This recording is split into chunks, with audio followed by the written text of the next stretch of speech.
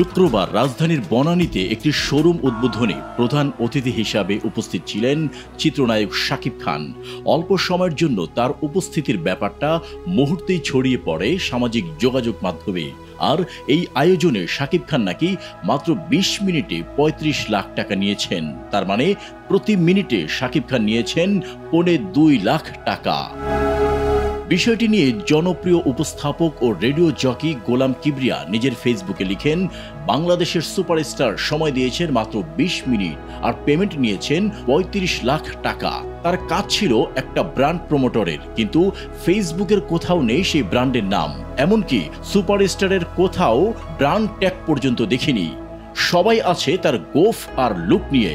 Interesting, কোন agent করেছে এমন ইভেন্ট ম্যানেজমেন্ট?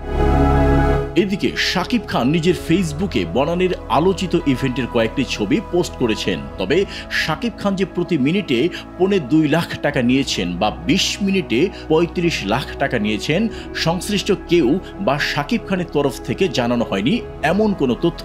তবে বিষয়টি নিয়ে সামাজিক মাধ্যমে আলোচনা সমালোচনা চলছেই। এদিকে নতুন সিনেমা সোলজারের শুটিং নিয়ে ব্যস্ত হয়ে পড়েছেন শাকিব খান। সেই সিনেমায় নিজের যে গোফওয়ালা লুক, সেভাবেই ওই শোরুম উদ্বোধনে হাজির হয়েছেন দেশসেরা এই চিত্রনায়ক।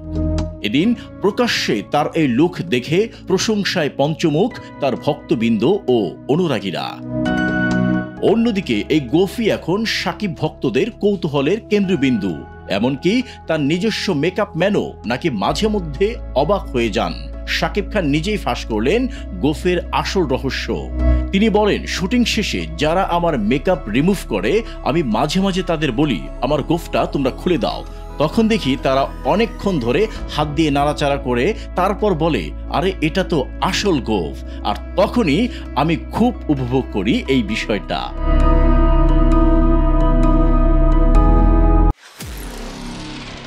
নিরপেক্ষ, সত্য প্রকাশে আপোষহীন।